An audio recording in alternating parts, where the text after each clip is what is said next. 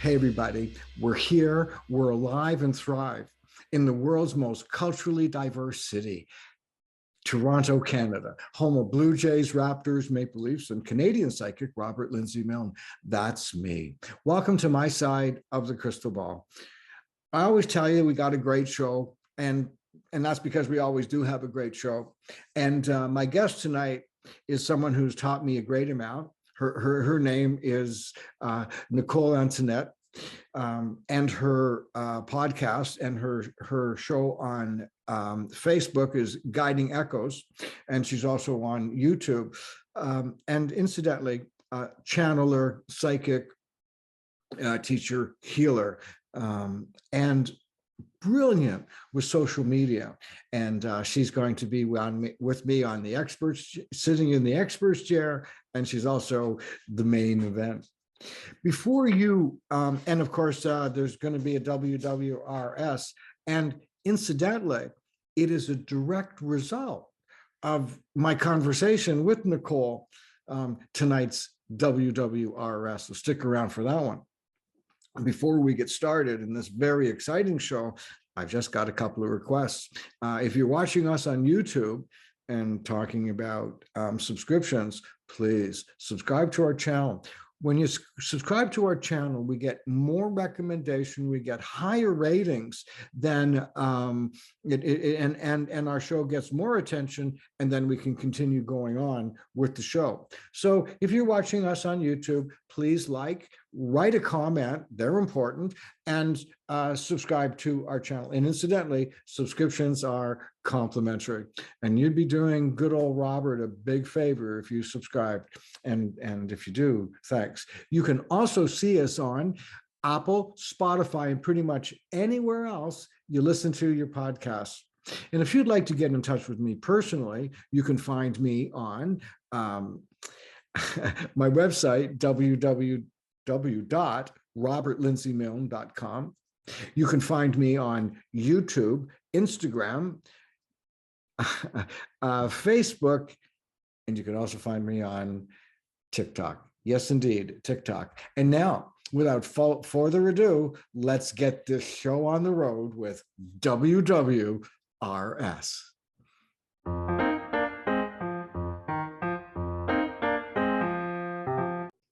We are unique. There is no other being in the universe just like us. Each one of us are different, and we see things from different points of view.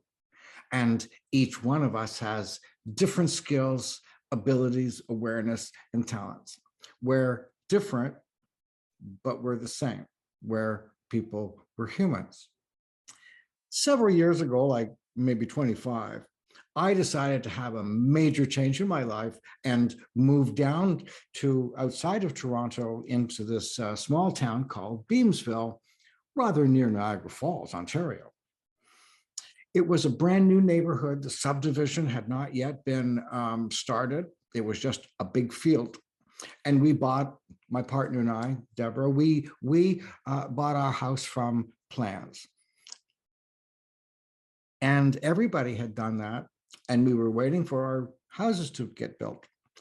I decided that I wasn't going to tell anybody in the new neighborhood what I do. And I was going to be incognito as Robert Lindsay Milne in the small town of Beamsville. And I was just going to see how people would respond to me as a person. A friend of mine was part of the development team for the construction site. And he had been to me for several readings. And I told him I wasn't going to tell anybody I'm psychic. But he happened to mention to the construction foreman, this man's name was Hugh O'Malley.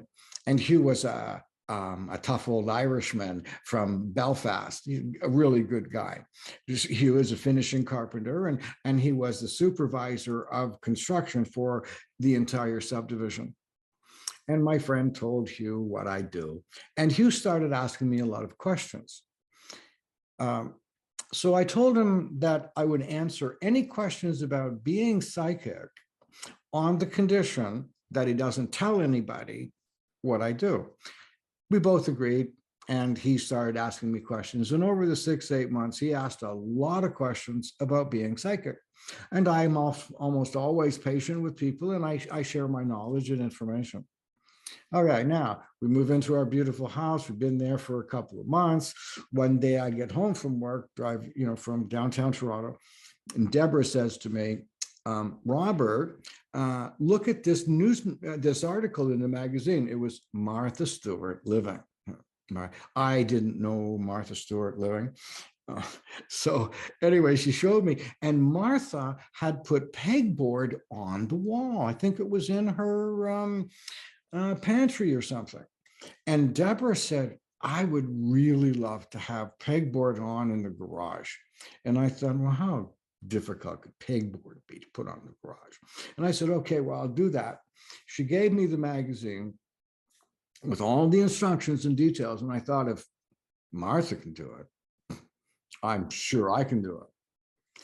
Saturday morning comes around. I get up really early, drive down to the small store, the hardware store in a small town. It was about twice the size of a 7-Eleven store, by the way.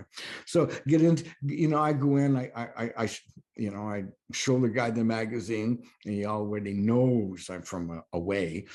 So I say to him, I want to build this today. What do I need?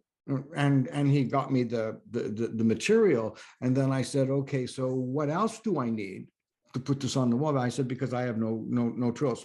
So I bought absolutely everything I need to do the job, everything.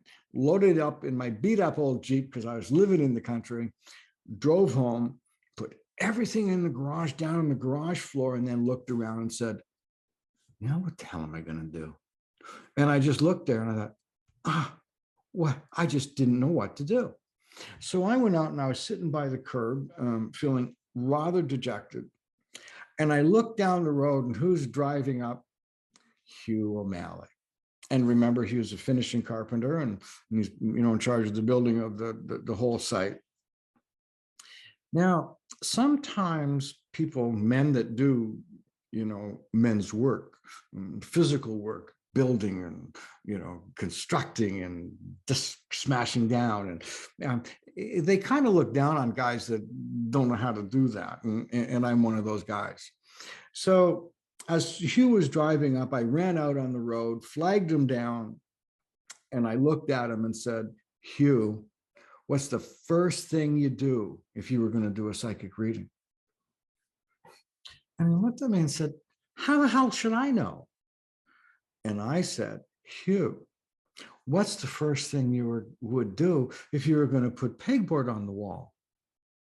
And I saw him thinking, as the wheels went around. And then he said, oh, here, I'll show you. And he got his toolbox out and brought some tool, and the saw. And he come up into the garage and he looked around and he said, here, I'll leave the saw for you. So I picked the saw up and I looked at it and I said, how do you turn this on? And he came over and said, no, I'm not going to leave that for you. He then went over to the wall, looked at it, looked at the pegboard, did a couple of little zip measurements, and then 10 minutes later, all the pegboard was on the wall. I still would have been working on it. I didn't know how to do it. But I showed Hugh that I'm an expert at my field, and he's an expert at his field. And I spoke to him in that self-respect and respect for him. Every one of us on the planet has something good that we can do. Everyone. If we're alive, we can do something. If we have something, and we all do, when we do it, we're doing good. So when I say goodnight to you and I say do good, there's something you can do that's good. And that's what Robert says tonight.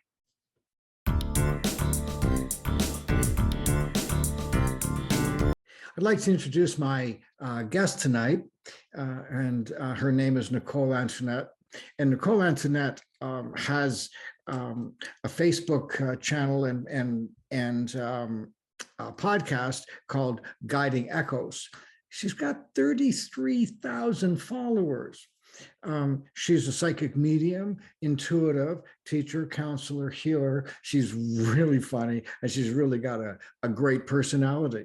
This is our second meeting, by the way. Our first interview, for some reason, it got deleted, and we're doing like a replay of the first one.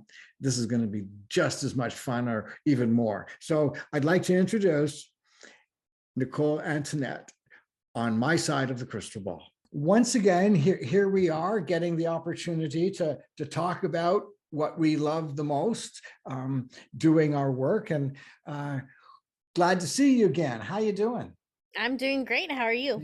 I'm doing great. So you've been a functioning, performing professional psychic. Is that what you would call yourself, a professional psychic? For how long now? It's been about 10 years now. Wow. Yeah, I know, right? How did that happen?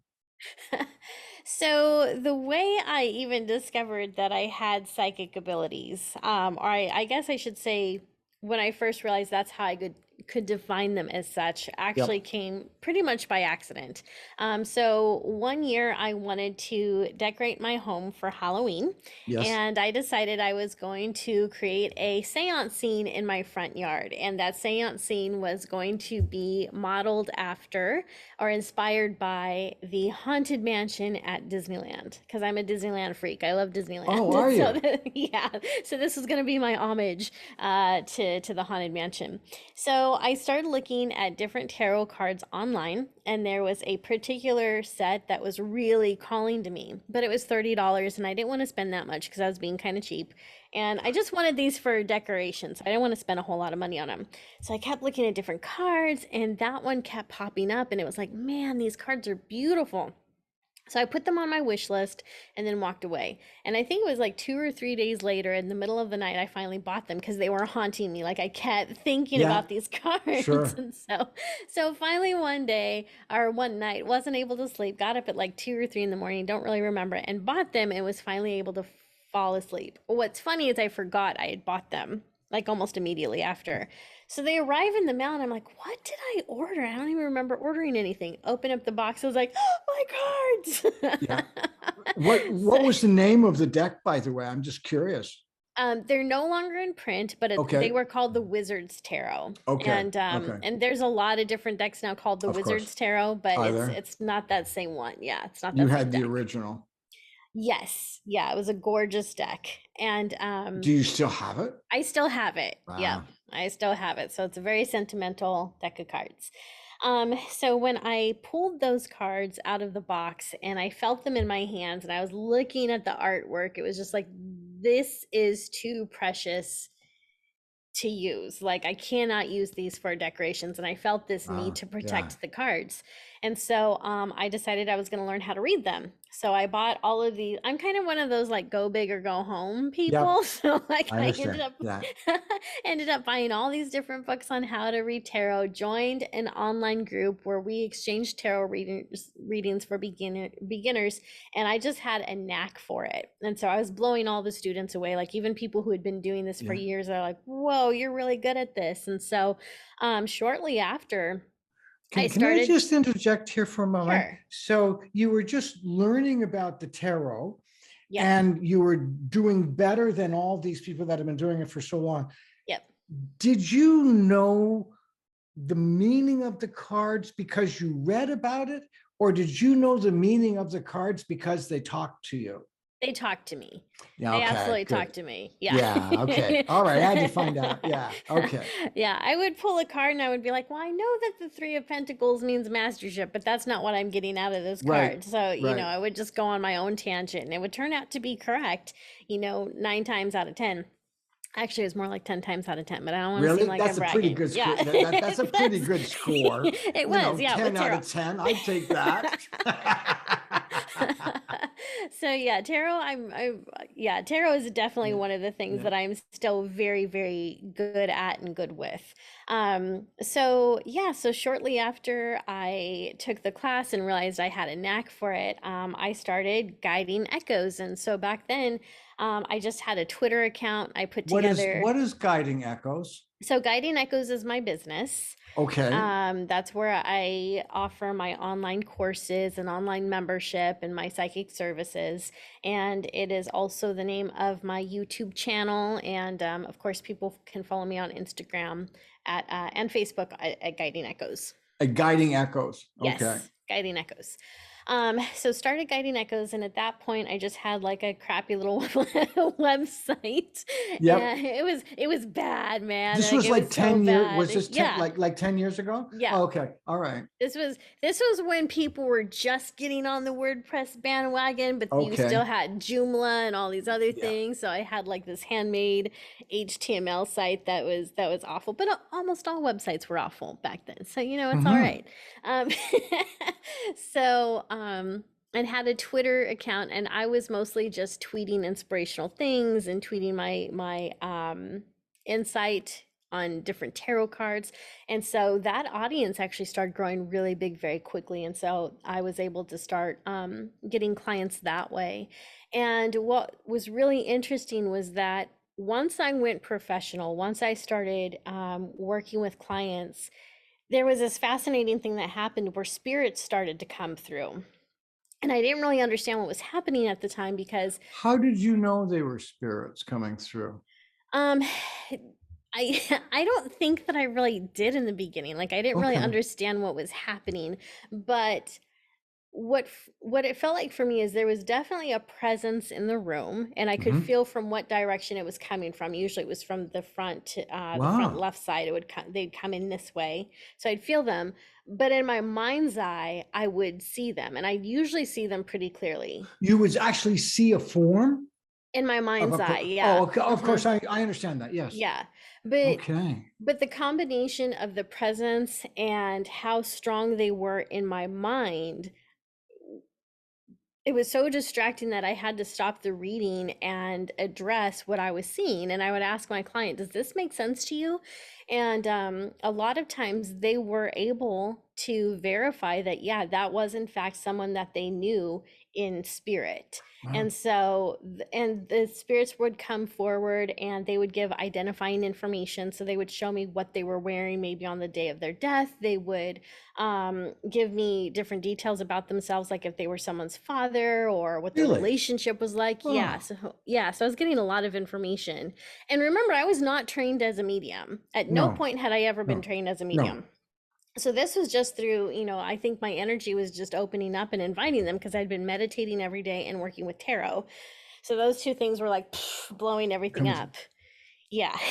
And um, so I was telling one of my friends who was also a medium what was going on. She's like, I think you're a medium. And I'm like, I think you're crazy. But the more this Sure, started to sure, happen, I sure. realized, okay, I am a medium. And so then I started going down that path. What did Because, that feel like when you said to yourself, I am a medium? What was that like? it felt weird. Did Like it? honestly, it felt Yeah. weird. It was like the imposter syndrome kicked in immediately, and I still Oh have yeah. it. I still Oh, have the me imposter too. syndrome. Yeah. Right, right. So it's like, and it's Your just, imposter syndrome, is that what other people think, that you're an imposter, or you think yourself as an imposter? you think of yourself as not being good enough for what you're doing. So Oh, yeah, okay, so right. you see Okay. yourself as an imposter. So like your self-esteem in that area When can be low. you're not doing it, as opposed to when you're doing it. Because like when you're doing it, you believe it, and then when you're not doing it, you Right. click. Okay, good. All right. So when you're in the moment, okay, good. Right. All When right, you're in yeah, the moment, all this it's information's coming through. absolutely, You're like, this yeah. is amazing. Yeah, okay. Um, That's okay, yeah. yeah, and then, like, 2 hours can go by and you're like, am I yeah, really doing what I think I'm doing? Is yeah. this real? Yeah. Um, and especially, I think what kills creativity is the comparison game that we all, I think, play Oh, with other people. Because we'll see yeah. another medium who seems to be better, a different psychic who seems to be better. But when you get to talk to that person one on one, you find out that they're just as confused sometimes as you are. Like Well, they go through the same struggles, we do our job helping people so that we can help ourselves. That's why we do what we do. Um, Empaths, we don't come down from heaven. Right. We fight our way out of hell. So in our fighting out of hell, we have all kinds of things that we have to work on. Yeah. But that's what makes us good at our job, at our work, at our calling. I think so too. Yeah, Yeah, I think that in most professions where you are working with people, when you're serving people, you have to yeah, have a certain amount of empathy. And so that's why a lot of psychics and mediums and healers will go through absolute hell, absolutely. because they need to be able to identify the same Absolutely. pain that Absolutely. those other people are going through. Absolutely. And Yeah. and you need to feel it to empathize and connect to it. Yes. Yeah. Absolutely. Yep. Um, so yeah, I started working on the mediumship aspect, You must have been and reading my mind. I was going to ask you about that. well, we are psychic. Yeah, we Wink, are. wink. So I wanted to start developing that, but that actually ended up being far more difficult than, Was it? finding things on tarot. Yeah, because mediums fight. I don't know if you know this, I haven't but hung out with a lot of people over my career. I haven't hung out with that many people that do the work, so I don't know the eccentricities of my contemporaries. gotcha. Yeah, it was really confusing because psychic mediums disagree on a lot of different things. So, you'll have one psychic medium that is like, there's only heaven. That is the only realm that people pass into. And then you'll have another medium. So it's like, well, no, heaven's not, heaven's just one realm, but all the other realms are all light and love. There's nothing more than that. Then you'll have another medium who's Oh, like, right. well, there's everything. There's dark, there's light, and I'm so more like that's that guy or that person. me That's more too. like me. Yeah, Yeah. Well, because we see that contrast here on Earth, absolutely. Absolutely. you know? So, Absolutely.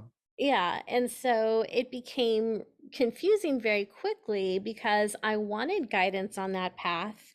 And when I was reading all these books that were conflicting in information, it really started to mess with my head, where it was like, I didn't know what to believe anymore. And then I started Sure. wondering if a lot of things I was experiencing was just in my head, because I had seen darker things.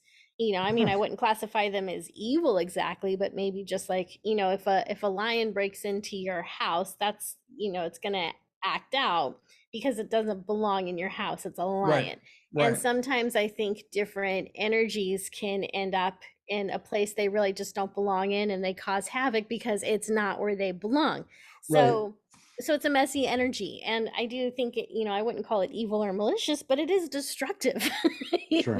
because it's not where Right. it's supposed to be. Right. um so I think that my willingness to learn and my desire to be guided actually did more harm than good in the beginning. And I think that's where some of the imposter syndrome came from, because it's like, I respect this work so much that I want to be absolutely certain that what I am teaching and what I am telling people is correct, because this work is way too important for anything less than that. Well, I love But that. That's good. I like that. thank you. But the catch side is that it's spirit. And so I don't know if we'll ever have that absolution until we die, until So, we well, transition. when it comes time to identifying or labeling being psychic, I'm more of a minimalist. And instead of with my with the people that I mentor and how I've taught this work, I've done my best to keep everybody away from I'm a clairvoyant, I'm a clairsentient, I'm this, Right. and just get away from it and just follow what's going on inside, rather than saying you're a telepath or a medium or you're a Right. psychic. Just do it, Well, and then and experience it from there. Well, and that's also good advice because, well, first of all, people love labels, but Yep. psychics tend to be very eclectic. I have not known a single psychic who is like, no, I'm just a clairvoyant. No, I just work with crystals. No, I'm just a tarot reader. Like they all have Sure. a wider range of tools and gifts that they rely on. And intuition doesn't talk to us in just one language, it talks to us in several. And Right. so yeah, so to be clairvoyant, clairsentient, and those are really just the psychic senses. So it is a little funny to me when Just people are like, "I'm a and just do it. clairvoyant." Yeah, Yeah, just do it. yeah, Rather than label it and have an expectation and right. fail. Yeah, Just say what you feel. That's where I come from, but yeah. I'm old school. Yeah. Yep. So, no, I agree. I mean, you have to have titles at some point. Like, if I wasn't Absolutely. telling Yeah. people I'm a psychic medium, they'd be like, "What do Sure. you do?" I mean, I could still Right. say I talk to dead people, but when I Right. say I'm psych, Well, they get right. it. That, But I always just called myself a psychic until I started doing shows and stuff, and everybody had all these titles. So I decided, okay, well, I'll be an intuitive psychic, or right. I'll be an intuitive psychic counselor. I still do the same thing. Right.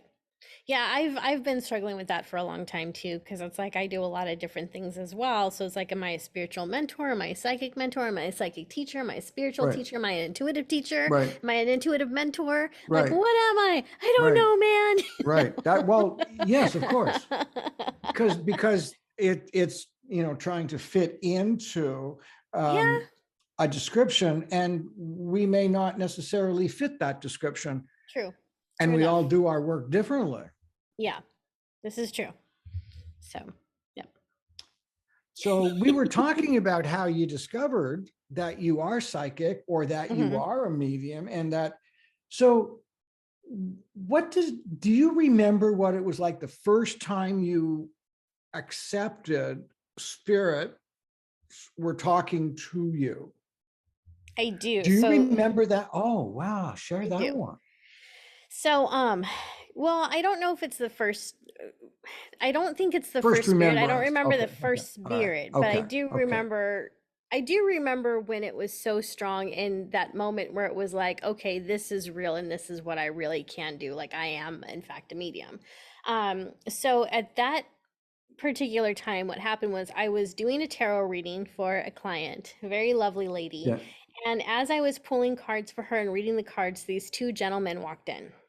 And I saw them in my mind's eye. So they were these two Ah, spirits. okay. So they didn't walk in the room. They came in your mind. Okay. Right. Yeah. So I saw them come through, and their presence was so strong, Yeah. and the image imprinted in my mind of them was so strong that I could not continue the reading because their presence was so distracting. So I stopped the reading and I told the woman, like, I'm sorry, but I have to take a break because I actually have two gentlemen here and I believe they want to talk to you. And so I went on to describe who these two gentlemen were. So there was one man, and they were both college age kids. They were both in their young 20s. And so one of them was wearing a hoodie, and he was crying. And then there was another gentleman, like blonde hair, blue eyed, looked like he probably played on a football team. Had his arm around the guy that was crying, that was wearing the hoodie, and he was like, "Shh, it's okay, like everything's fine, like we're okay." So I told the woman what I was seeing, and she was like, "Oh my God, I know exactly who that is." Well, it turned out that these were two of her friends that she had known in college, and the one that was wearing the hoodie had gotten the two of them into a car accident, and he had been the one at fault. And so they had both passed away. They'd both transitioned in Ah, that car accident. And so that spirit had come forward with a tremendous amount. Okay. I can't believe it. That's a mess. I'm sorry. I have to sign the package if we can. Okay. I'm sorry for messing that up. Sorry. That's okay. Um, so You were it turned talking out about that the two kids. Yeah. right. So it turned out that that the one that had been crying was responsible for the car accident that took both of their lives, and and the car accident was his fault. And so this had happened years ago, but that spirit was clearly still carrying guilt and remorse for it. And so when I told the woman the story, she was just astounded, and she verified, everything that I told her. And she said, "Well, tell him that we're all okay. Like, we love him, we care about him very much. Like, no one blames him for anything." And so as she was saying this, like, you could feel him. I'm getting goosebumps talking about this because it was such a Me cool too. story. And Yeah. so you could feel his energy starting to lighten, and that was the healing that he needed. Like, knowing he Wow. was forgiven, knowing that people still thought of him fondly, no one was mad at him. Like, there was something about that that healed him, and I believe helped him to be able to adjust to life on the other side without that guilt and without that regret any longer. So it was fascinating because it was like I saw a spirit transformation take place right in front of me. And, of course, I was very, very, very new to the mediumship journey. And so I wasn't aware that things like this really happen, or if they did, what this type of transition or experience would look like. So that is the time when, after that experience, I got off the phone with my client, and I really just kind of sat and thought about that whole experience for a while. And it was like, wow, that was real. That really happened. Like, these Okay. people came through so clear. And that's the point when it was verified to me, that to me, like, validated to me, that I was a medium. Okay.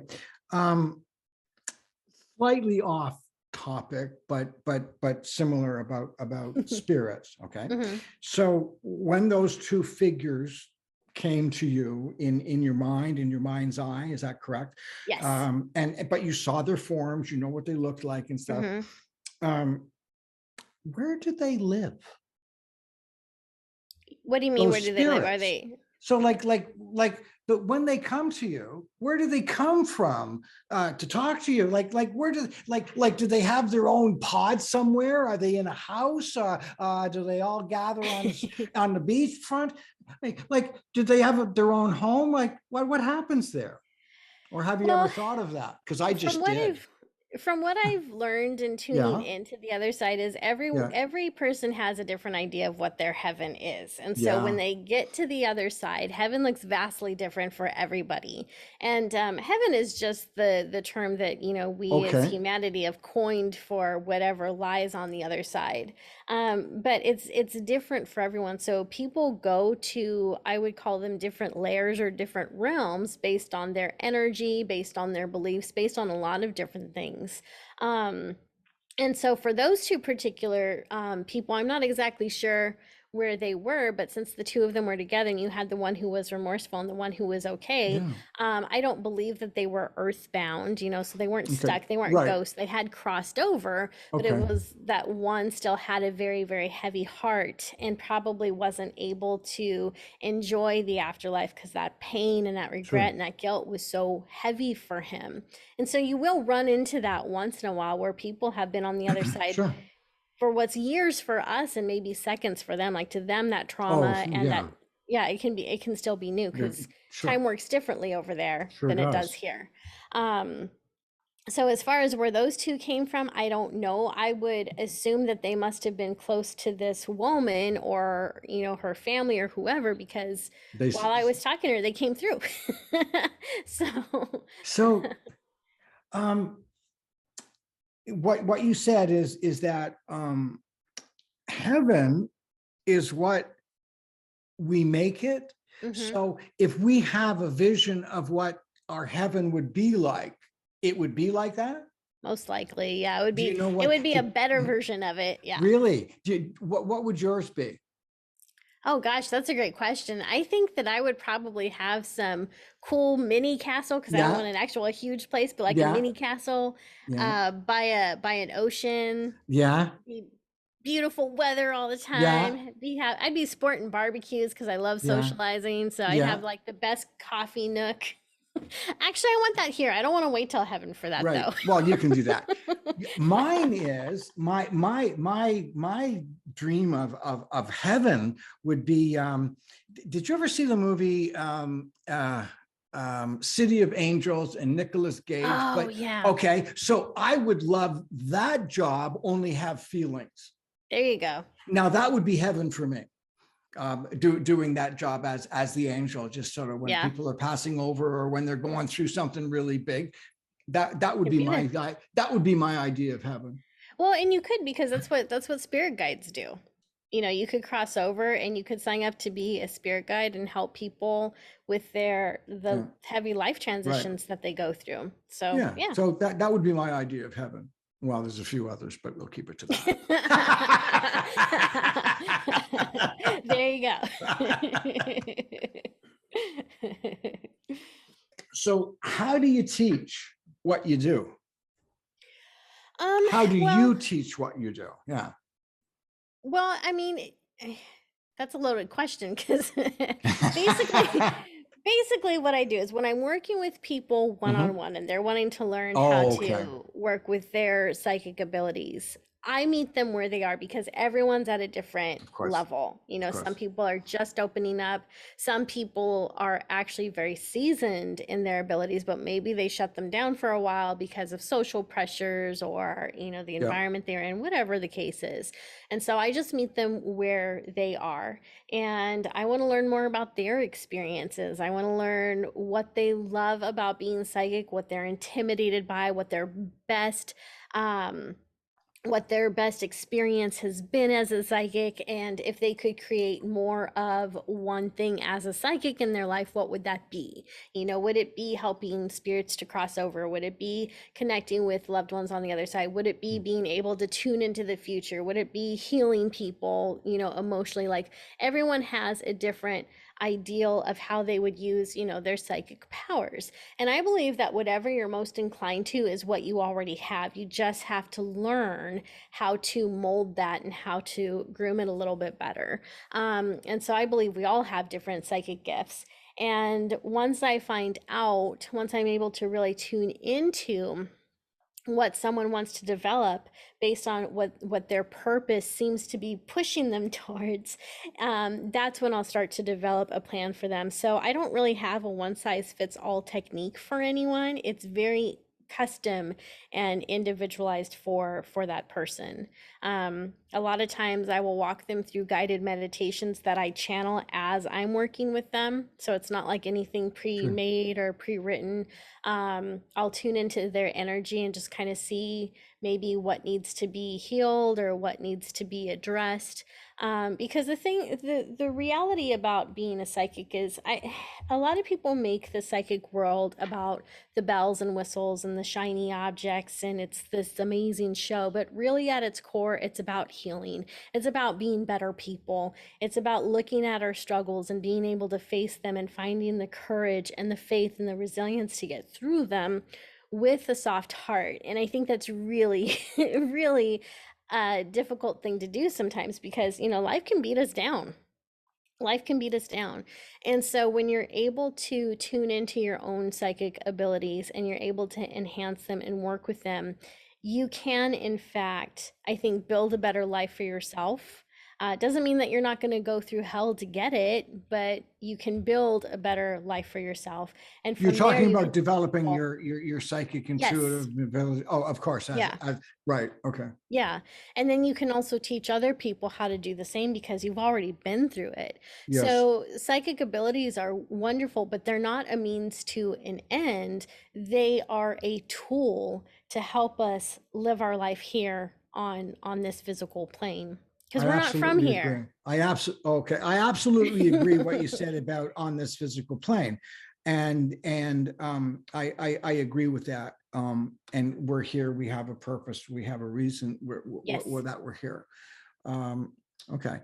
And what I noticed over my career is that um, no matter what I'm doing with someone, when I'm tuning into them during the reading, it's always been something that I have understood or experienced Yes. myself. Hmm. And the reason for that is because regardless of where it's coming from, it's coming through me. Hmm. And if it's spirits, I don't know if it is or it isn't, but if it is, or the energy coming through me, they're using my body and my mind, and they can only speak and use what is stored in my brain. Right. And that is restricted to what's in me. Right. So I can't see something in someone else unless it's in me. Right. You agree Yeah. with that too? Right. I Okay. absolutely agree with that. Yeah. Well, Yeah. see, and I see, I have this weird theory that TV makes us better psychics. Okay. And a lot of people would fight with me on that because they talk about how TV blinds your third eye. And Sure. I'm like, you know what? Give me a break. TV allows us to have experiences that we will never have in real life. Like Right. I hope to God I never have an actual Die Hard movie experience. Like I don't ever want to go Okay. through All that, right. All but right. but There are a watching few Die Hard, movies I would like though. Just well, to same, mention a few, same. right? Star Wars would be rad. I'm all about that. That'd be Yeah. cool. I want a Yeah. Star lightsaber. Wars. Yeah. Yeah. I want a I lightsaber. would. My other dream job. Two fantasies for me is I would love to be um, an advisor to a ship's captain, Ah, like Deanna like Troy. Smee? Only, pardon? Oh, you're talking about Like, a yeah, space, yeah. like the I would. Enterprise. Yes, I would love to be ship's counselor on a starship. That would be That'd be my dream amazing. job. Yep. And the other one would be I would love to meet a real Betazoid and take psychic lessons from her, I suppose. I hope it's her, right? Or her or him, right? So that would be my second fantasy. That'd be amazing. Yeah. Yeah, Well, and see, I think it's actually through those wonderful stories that we see on television that our minds are expanded. And when you're an empath or HSP, you empathize with the characters and what they're going absolutely. through, even Oh, if you've never absolutely. been through it yourself.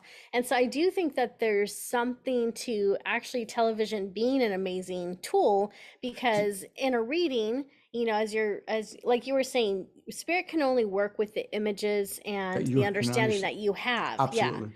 So if spirit's trying to show you something that you've never been through before, they might, and this has happened to me, I don't know if it's happened to you before, they will show me a scene from a TV show.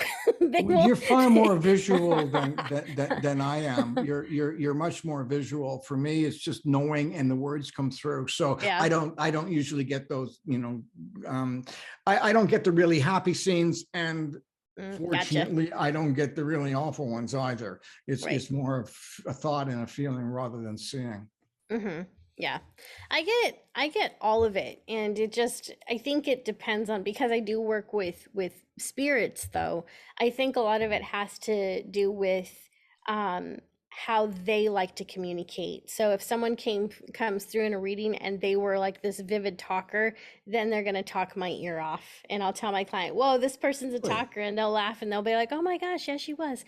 But then you'll have other spirits who are super quiet and they don't say much. And so I'll ask my client, was this person either very private or very shy? And they'll say yes. And the moment I Oh, get the yes from them is when they'll start to open up a little bit more. But yeah, spirits keep their personalities on the other side. So do they? if they were really quiet, those can be the worst to do readings with because they're so Same with the quiet on the same. other side. And the ones that are quiet on this side also can be a really pain to Yeah. do readings for, right? Yeah, because they're not giving up. They're not giving off the energy. Yeah, they're not participating in the reading, and it's like Absolutely. That's I right. at le- I don't want it's like I don't want you to talk through the reading because obviously I need to be able to pull this information myself, but I do need you to tell me yes or no if Right. I'm on the right path. Absolutely. Especially when you ask for it. Right. Yeah, yeah. Especially when you ask for it. Usually at that point I'm begging, but okay. Please give me Yeah, something. Yeah. yeah. Put the energy out. So what do you love the most about doing your job and being you doing your job? What do you love the most about it? Well, the thing I love about me doing my job is I feel like that's when I'm at my most authentic self. Isn't That's that when I'm wonderful to really, be? yeah, it's when I'm really in tuned with my own spirit. It's when I'm in tuned with the field, with the spirit world. And it's when I'm not even focused on myself. It's when I get to focus on someone else and help them through something. It's And glorious, isn't so it? it is, yeah, absolutely. And so my favorite part about the job that we do is hearing the relief in someone's voice when that spirit does come through, or hearing the sigh of relief again when you tell them things are going to be okay. It's that relief or that lightness that you feel in their energy when you realize that they have some hope now. Because a lot of times, as a psychic or as a medium or as a healer, and whatever label you want to put on there, we get people who feel broken.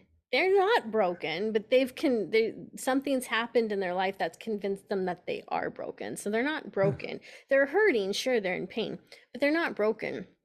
So being able to work with these people and help them to accept either the psychic part of themselves or the shadow part of themselves or whatever it is, and helping them to integrate that more is very satisfying. But also being able to be that bridge to the other side, or to be that person who has a phone call into the future where I can put out some tarot cards and give them idea on where things are heading, is very valuable. And one of the things too, I think that's been a very important lesson for me as a medium, and this is what I tell all of my students now that are developing their psychic gifts and learning how to give psychic readings, is the emotional response of someone else is not your responsibility. You are not responsible for how they perceive, how they take, how they use that information, or how they behave with it afterwards. You are solely responsible for delivering that message with the most compassion and love possible. That is all you have to do. What they do with that afterwards is on them. And when you're able to make that distinction, and when that really sinks in, and when you give that person permission to be responsible for themselves, it takes a load off of you, because now you can function as the message giver, and you don't have to worry about anything else. That's an interesting concept. What is it that you don't like about our job that you would like to make different? I don't like the social stigma. I don't like how people think that, well, if you're psychic, you should know. It's like, that's not. Yeah. That's What not did I how it have works, for though. breakfast? Right. Yeah, exactly. It's like, well, judging by your breath, onions. Yeah. Right. But That was good. Yeah, I don't, that's the thing I don't like the most, is the social stigma, because it does put a lot of unfair pressure on us. And it keeps a lot of people in the psychic closet, so to speak, because they do have gifts and they do have abilities, and they're afraid of sharing that with people because they think they're going to be teased, or they're afraid of being wrong. And those are all very valid concerns. So yeah, it's just that whole, people don't understand that when you're psychic, you have a sixth sense, and that's really all most of us claim to have. But people twist that, and they start to see us as if we have these godlike powers, and it's like, well, I've never claimed I was the god. I think we're all mini gods because we all come from source. But I'm not going to take credit for creating this planet in the universe. Like, that's not my thing. So that's the thing, is like, a lot of people try to test us as if they're testing God, because they think we should know everything. It's like, well, I'm not all knowing. I wish I was. Yeah. And well, maybe not.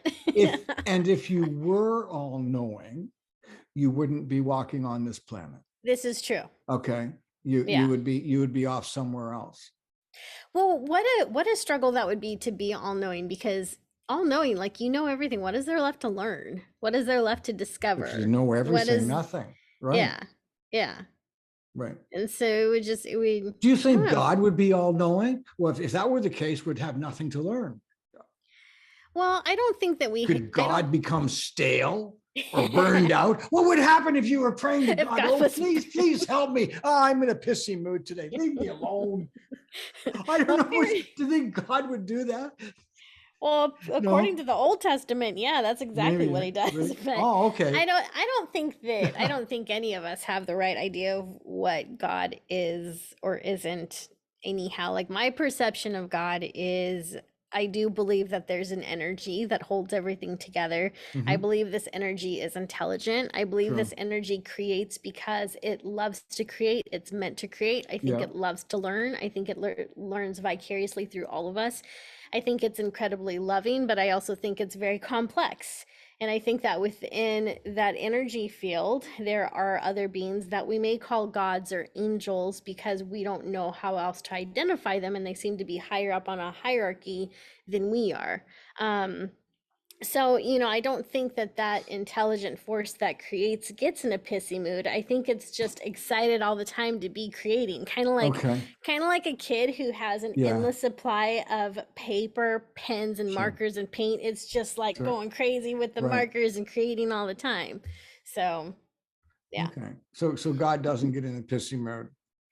I don't think so. Okay. Okay. Is God punishing? Do you think God cares? I don't Do you think think God God, punishes. like the guy at the top, like the guy at the top of the pyramid of all creation, do you think God cares about individual um one-on-one? Do you think that that would become personal for God? Well, I think that here's my weird belief on God. So like I said, I believe Okay. God is an energy. So I think it's intelligent, but I don't think it's sitting there handing out judgments or anything. But within that creation, because we're a creation of that energy. And so Okay. there's going to be other intelligent beings and life forms and life forces that are also a creation of that energy. And I think that those different aliens or life forces or whatever you want to call them can claim dominance over, say, like a universe or something. So I think Okay. that's why, in the Protestant Christian Bible, you have a God, which is some type of being. It's not the intelligent force that created everything, but it's some type of being that's like, hey, I'm better than all the other gods. You got to listen to me, Right. And Isn't so that that's the everybody's one. God though, like that? It's not though, because when you look at different faiths, when you look at like Hinduism and Okay. the Roman gods and everything, there were a lot of different gods, and so you had the gods that were very loving and forgiving and compassionate, but then you had the other ones that were more dominating. So there's this wide range of different gods that have different personalities attributed to them, and with that different qualities. And so I think that's and I think that what people were believing to be God were probably, I mean, I don't want to get too weird, but probably some type of aliens or future, that we know that they weren't of this planet, and I do believe that they existed somewhere, and we had contact with them at some point in time. And I think that's where a lot of these stories come from. So a lot of what we have from the Bible and from different older texts are exaggerated stories, but they are, I think a lot of them are based on something that happened. Sure. What it was, I don't know, but There's a movie, it's a joke, but I think it's called The Gods Must Be Crazy. okay. And it's a story about this guy flying a biplane, that was open, and he's flying along, and he's going over the plains in Africa, and he's drinking from a bottle of Coke, and he throws the bottle out the window or over Oh, the side of jeez. the plane, right? And it lands in front of a bushman. The bushman has never seen the bottle before. Right. And he looks at it, and because he saw it come down from heaven, and then he took it back to his tribe. And then the story goes from that point onward, how all the different people interpreted Right. the purpose of the Coke bottle, Yeah. of the bottle. And then there's another episode in the Next Generation where the Enterprise goes into this lesser developed place, and they're hiding because they're observing the culture. Right. And then they get recognized. So Picard decides he's going to come down and explain what has happened to these people. And these people thought that Picard was God Right. because of what he did and what he was doing. Yeah. And each person in that group or in that species had a different impression of how they could deal with the Picard, and Right. some were violent and you had to do this because that's what the Picard wanted. Right. Some were gentle and loving because that's what the Picard wanted. Right. And the real Picard was going, holy shit, I'm not that person. I am not God. And I think that's probably pretty close to what's actually happened. You know, Me I mean, too, I could be wrong, but I think that, yeah. Absolutely. Now, you've come from a very strict,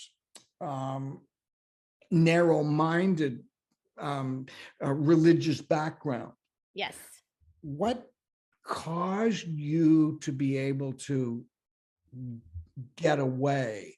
And because you were getting away from what you were taught, right, and you were risking hell and damnation for doing that. What guts you have? Thank you.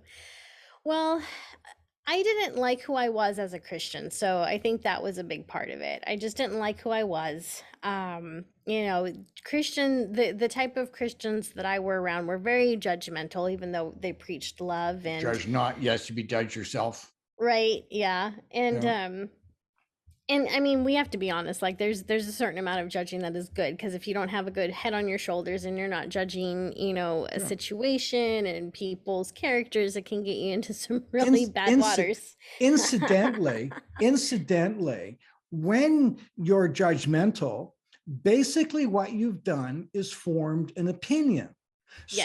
So Nicole, I have judged you. I've judged you. You're a really great person, right? But I've judged you because so as soon as we have an opinion, we've made a judgment. It doesn't have to be negative. Okay. Right. Yeah. This is true. But the type of Christians I was around, they were very negative. And so, you know, they believed that, you know, they were like you were saying, the turn or burn type of Christians. And so that's what I grew up with. And I got away from that. I tried to get away from that when I became a young adult and got kind of pulled back into it because it's what I was programmed for. That's right. Yeah. And so I went through a season in my life where everything was going wrong. I had lost my job. My condo was going into foreclosure. Some of my Christian friends had, you know, turned on me in the most vicious ways.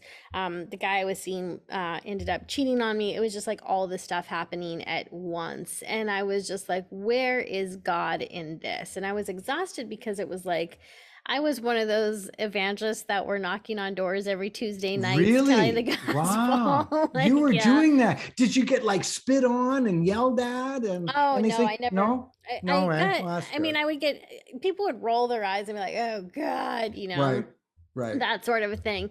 But what was interesting though, this was really cool. What was interesting is I always knew, because I went in groups. I wasn't by myself. So I went in groups. Of course. And I always knew which house was going to accept Jesus Christ as their personal God and Savior. Wow. So we would pull into the neighborhood. I'd be like, that house, we got to go to that house right now. Okay. And so what was funny is like when people first started working with me, they were like, this girl's nuts. And so, so we would make our rounds because we had this very distinct pattern that we followed in the cul-de-sac or whatever. I'm like, we have to go to that house, house. Because we're going to...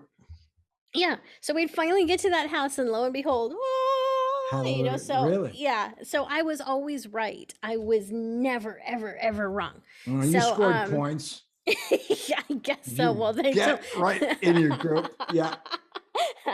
So they learned to listen to me. And then when we started going places and I was like, that house, that was the first one we would hit, because what ended up happening one time is I kept feeling this urgency, like, we're supposed to be at that house. We're supposed to be there right now. They're like, chill, we're going to be there in like, 10 minutes. Well, during those 10 minutes, the people that lived in that house got in the car and left. You missed. Right. So after that, when I started seeing certain houses, like with the little glow and the little aura, and I was like, that's the one. They started I know what that's like. I know that feeling. So, here I was doing all this stuff for the church and for ministries and for God and for Jesus. And I was praying all the time and memorizing scripture, and my whole life was going to hell. And I was like, this is hell. Like, this right here is hell. So something's not making sense. And I ended up getting so desperate just to have some relief from the depression and everything that I was feeling, that I turned to meditation, because I was in an online forum and that's what they were talking about. Like, meditation can help a lot with depression. And I was scared to death of meditating because I'd been told that was demonic. And so, like, I decided I was Wow. going to try it. I was so afraid I was going to be demon possessed, but I was like, I got to try something. So I tried this guided meditation, and it helped. It helped a lot. And what was interesting was, and keep in mind, at this point I have no idea what clairvoyance is, clairaudience, because I haven't been taught any of that. But when I closed my eyes to meditate and followed the story of, you're walking by this beach, you're in a blue lagoon, I was able to see everything very clearly. And in that meditation, you were supposed to just see a beach, but in that meditation, I ended up seeing a man walking towards me, and he had this dog, and I fell in love with the dog. And so I got all excited about this dog in this meditation. So I started talking to the dog, and then the guy comes up and starts talking to me. What was interesting is that was just like my mind or whatever doing its own thing, because you weren't supposed to meet anyone in that meditation. And so later on, when I start talking to people about it, they're like, that sounds like you met a spirit guide. And I'm like, well, what's a spirit guide? And so from there, it just kind of unfolded from there. And I do remember one day where my house had gone into foreclosure, and I was back That at my parents' sucks, house. I It guess you does. do know. That's just awful. It is. Yeah. I lost so many of my things because I didn't, Wow. I couldn't put it in storage or anything. So I was living back with my parents in their mold infested house. And Yes, one extra. day Yeah. I just said to God or whatever was out there, I'm like, if there's more to this than what I see, I want a sign. I want to know. Like, if this isn't the right path, Show I me. I need a Yeah. sign. Yeah. And I said that so sincerely. And it was like the next day I woke up and I just felt different. And it was like there was this inner knowing of what the right path was. And so it Hmm. was through that prayer that something was able to open up in me, and I was able to kind of start the process of leaving the turn or burn religion behind me. And it took years to be able to, shed that for good. Um, but yeah, that's kind of how that unfolded. So it was really through depression, I guess you could say, that I found enlightenment, and then just asking, like I said, God, whatever was out there, like, hey, if I'm Uh, missing something, if there's more, if this is wrong, like, show okay. me. And the next day, just having some form of clarity. Over my lifetime, I have had issues with Christians, and Shocking. yes, so I was I was doing psychic things and live performances in the 1970s, and that was back in the Oh, it's days definitely when. not popular back then. Oh no. No. And Christians, certain Christians believed that they had the right to interfere with my ability to make a living. Well, yeah, because you're So demonic. and they would oh yeah, and they would protest at a radio station I would be at, Yeah. or if I was doing a live performance, they would show up and make so much noise I couldn't perform, and things like that, like they would override me, Mm, things like that. right. And I had been afraid of Christians and disliked them very much, in spite of the fact that I had had some spiritual connections in around Christianity. Hmm.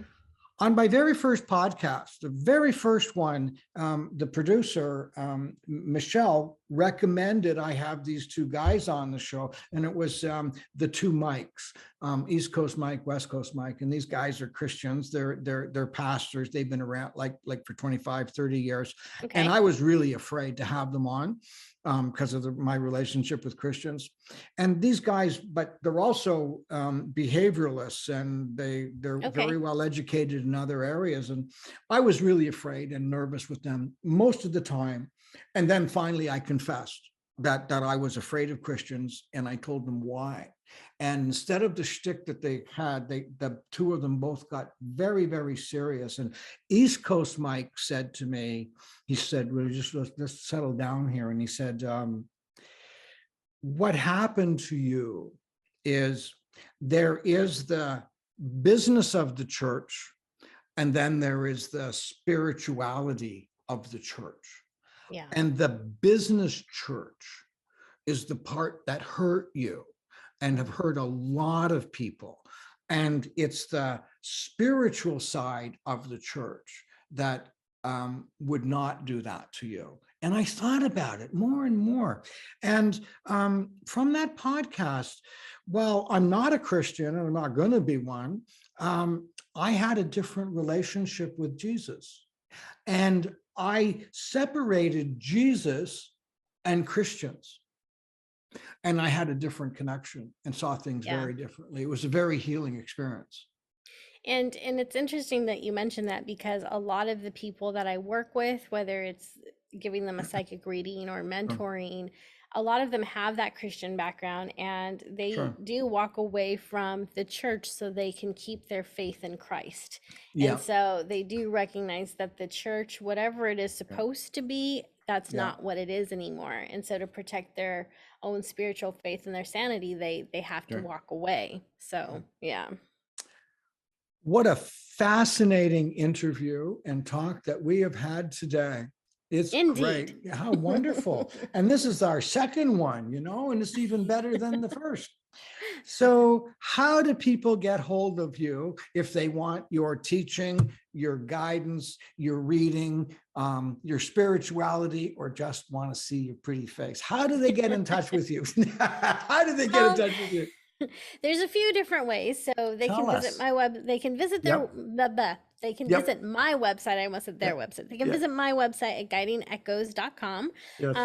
My most active communities, though, are on YouTube and on Facebook. So on YouTube, every Monday, I release a new video. And lately, I've been doing a series that teaches people how to connect with their deceased loved ones on the other side. And so that teaches them how to do that. Even if they're not psychic and they're not intuitive, they can still learn how to do it. So that's been my recent series on YouTube. And then they can also follow me on Facebook and Instagram, and the handles on that are always going to be Guiding Echoes. And by the way, Instagram has had a huge problem with people impersonating psychics. And so I am Guiding Echoes. There's not going to be an underscore. There's not going to be an additional S in my name. It's going to be at Guiding Echoes. It will be spelled correctly. Because scammers are recreating different profiles, and so they're adjusting the names. And so people will go to the fake Guiding Echoes thinking it's me. But the real Guiding Echoes is at Guiding Echoes, and it is spelled correctly. So there you go. That's how they can contact me. It has been a delight. Thank you. Thank you. It was wonderful to be here. Well, that brings us to the end of another really special, exciting, and happy episode of My Side of the Crystal Ball.